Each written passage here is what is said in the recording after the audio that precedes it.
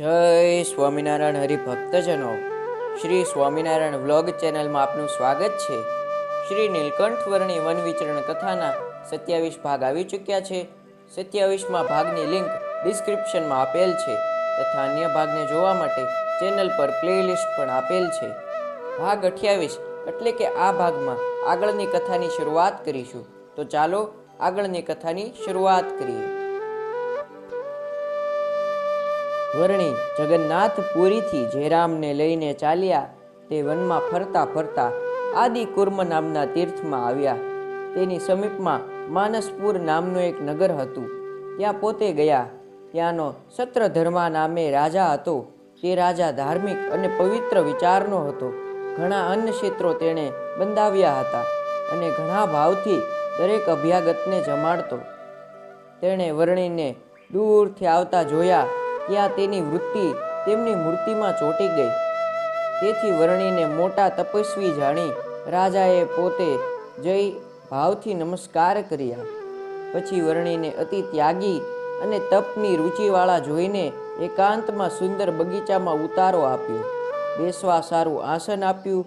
દરરોજ પ્રેમથી સેવા કરવા લાગ્યો. ધીરે ધીરે રાજાને જ્ઞાન થયું કે આ તો સાક્ષાત ભગવાન છે. તેથી પોતાને નોકર ચાકરો હોવા છતાં વર્ણીની સેવા રાજા જાતે જ કરતો. તે જાણીને આસુરી લોકો બળી ઉઠ્યા. વૈરાગીના વેશમાં રહેલા તે બધા અસુરો, જેમાં જગન્નાથપુરીમાંથી ભાગી આવેલા પણ હતા, તેમણે ભેગા મળી એકમત થઈને વિચાર કર્યો કે આ વર્ણી મોટો ત્યાગી થઈને ફરે છે અને રાજાનો માનીતો થઈને મોજ કરે છે, માટે તેને જ મારી નાખો. એમ વિચાર કરી સમી સાંજે વર્ણી આસન ઉપર એકલા બેઠા છે એમ જાણી એ બધા અસુરો શેર બશેર વજનના અસંખ્ય પથ્થરો લઈને ભેગા થયા અને સાંજથી સવાર થતા સુધી છેટેથી પથ્થરોની વૃષ્ટિ વર્ણી ઉપર કરી. છતાં સાધુ સ્વભાવના વર્ણી ક્ષમાશીલ હોવાથી શાંતપણે બેસી રહ્યા. કાંઈ પણ વારણ કર્યું નહીં, છતાં એક પણ પથ્થર વાગ્યો નહીં. ચારે બાજુ પથ્થરોનો ગંજ થયો. અસુરોએ પાસે જઈ જોયું તો વર્ણી તો હજુ સ્થિર સ્વસ્થ બેઠા છે. તે જોઈ અસુરો શસ્ત્રોથી મારવાનો વિચાર કરી હથિયારો લઈને મારવાની તૈયારી કરવા લાગ્યા. પરંતુ રાજાને ખબર પડી કે તે તુરત જ ત્યાં દોડી આવ્યો. લોકો પણ ખબર પડતા ત્યાં દોડી આવ્યા. રાજાએ ત્યાંનું દ્રશ્ય જોઈને વિચાર્યું કે પ્રહલાદ અને ગોપ ગોવાળોની જેમ ભગવાને રક્ષા કરી હતી તેમ આ વર્ણીની ભગવાને રક્ષા કરી, તેમાં સંશય નથી. વર્ણી કોઈ મહાસમર્થ પુરુષ છે એમ માની રાજાએ વિનંતી કરી કે હું તમારો દાસ છું, મને શરણમાં રાખો, મારું હિત થાય તેમ કરો. શ્રી હરિએ રાજાને તથા બીજા ભાવિક લોકોને ધર્મનો ઉપદેશ આપ્યો. પછી રાજાએ વિચાર કર્યો કે વર્ણીને મારા ગુરુ માની ઈર્ષાથી આ અસુરો મારી નાખત.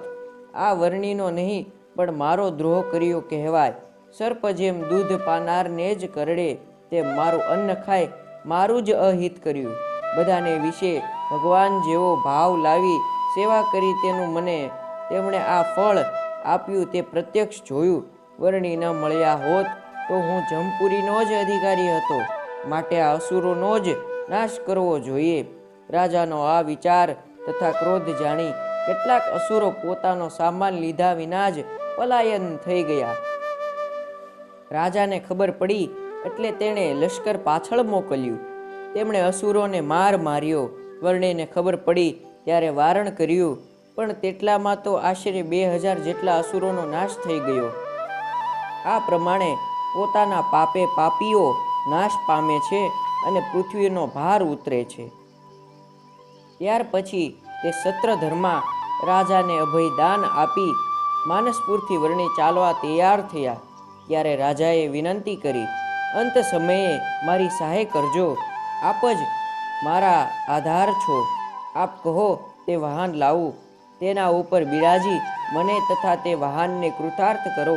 એમ કહી રાજાએ પૂજાનો સામાન લઈને વર્ણી પાસે આવી પ્રેમથી ષોડશોપચારથી તેમનું પૂજન કર્યું. મેવા મીઠાઈ ભેટ ધરી દંડવત પ્રદક્ષિણા કરી વર્ણીને શણગારેલા હાથી ઉપર બેસાડી પોતે ચામર કરવા લાગ્યા.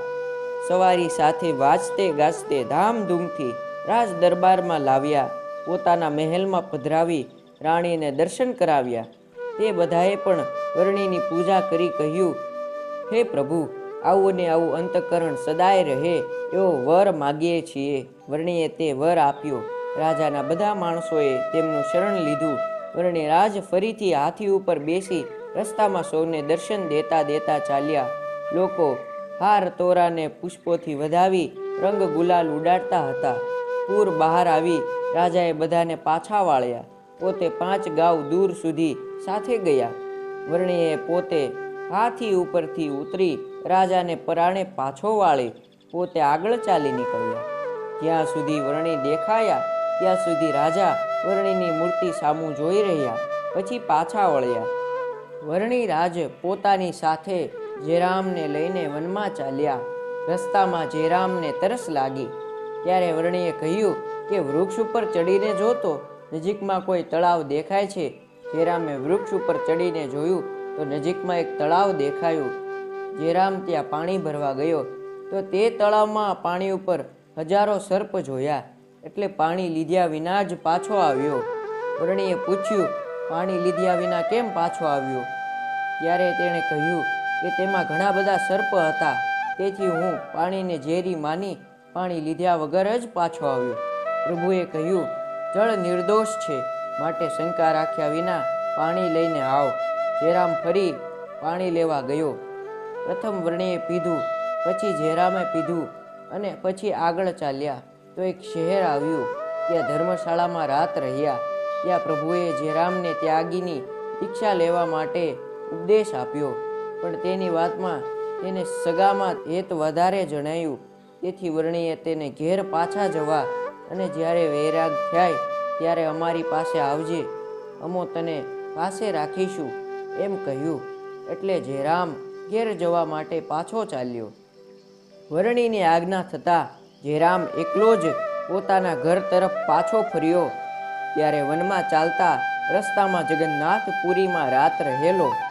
ત્યાં તે અતિશય બીમાર થઈ ગયેલો. બીમારીમાં તેને વર્ણિના ઉપદેશનો વિચાર આવ્યો અને પોતે કરેલ ભૂલનો પસ્તાવો કર્યો અને સાજો થયો. ત્યારે વૈરાગ થતાં તે પાછો ઘેરે ન ગયો, પરંતુ શ્રીહરિને મળવા ચાલેલો તે પશ્ચિમ દેશમાં લોજ ગામમાં આવેલો. ત્યાં તેને શ્રીહરિનો મેળાપ થતાં પ્રભુએ તેને બધા સમાચાર પૂછેલા. જયરામે બધી વાત કહેતા કહ્યું, તે વખતે મને આપની વાત ન સમજાણી, પરંતુ હવે મને મારી ભૂલ સમજાણી. તેથી હું બધેથી સ્નેહ તોડીને આપની સેવામાં આવ્યો છું.